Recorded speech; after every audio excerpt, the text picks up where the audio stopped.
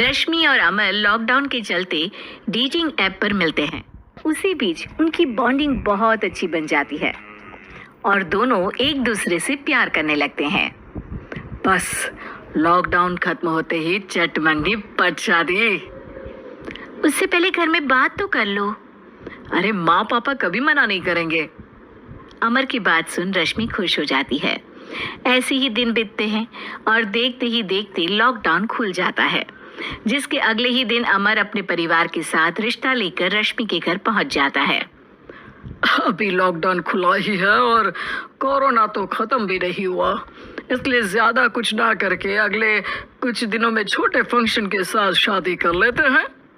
अमर के पापा की बात पर सब सहमत हो जाते हैं।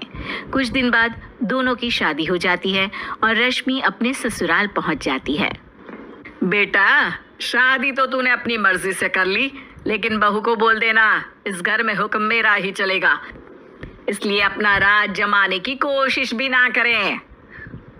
माँ, रश्मि को यहाँ सिर्फ प्यार, आशीर्वाद और अपनापन चाहिए, पैसा या राज नहीं।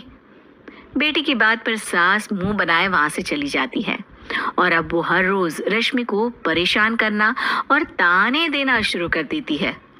देखो, ये है आजकल की लड़की, इंटरनेट पर लड़कों से बातें करते हुए इन्हें शर्म भी नहीं आती, और यहाँ तो देखो कितनी सीधी सुशील बनकर दिखा रही है। मम्मी, शादी के रिश्ते वाले इंटरनेट ऐप से जब किसी को कोई दिक्कत नहीं है, फिर डेटिंग ऐप के जरिए मिलना किस तरह गलत हो सकता है? रश्मि के डेटिंग ऐप वाली बात सुन उसकी हैरान सास तुरंत तुनक कर पूरे घर को सिर पर उठा लेती है, जिसकी आवाज सुन अमर और उसके पापा भी वहां आ जाते हैं। हाय मेरी माता, इतना बड़ा झूठ! डेटिंग ऐप को इंटरनेट के जरिए मिली है बोलकर इस कलमुही को मेरे सर ला बिठा दिया। अरे नास पिटी, तुझे जरा भी शर्म नहीं आई? वहां न जाने कितने लड़कों से गुलु गुलु करके तुझे मेरा ही लड़का मिला था फंसाने के लिए। माँ, मुझे तो समझ नहीं आ रहा क्या बोले जा रही हो। डेटिंग ऐप इस्तेमाल करना कोई अपराध नहीं है, और तुम रश्मि को ऐसा कैसे बोल सकती हो? मैं भी तो था उस ऐप पर। पहले उसके लिए माँ से झूठ बोला और अब लड़ाई कर रहा है। सास और अमर की बात सुनकर रश्मि हैरान खड़ी रहती है। अमर, तुमने घर में झूठ क्यों बोला? ये सब देख रही हो ना, इसी की वजह से झूठ बोलना पड़ा। एक तरफ अमर और रश्मि की ये बात चल रही होती है, वहीं दूसरी तरफ सास का नॉन स्टॉप क्लेश सबको परेशान कर देता है। सब एकदम चुप, जो हुआ सो हुआ, अब मुझे कुछ ना सुनाई दे। पति की बात सुन सास चुप होकर वहां से चली जाती है, लेकिन अब वो रश्मि के सिर दुनिया भर के सारे काम डालकर उसका जीना पहले से भी ज्यादा मुश्किल कर देती है।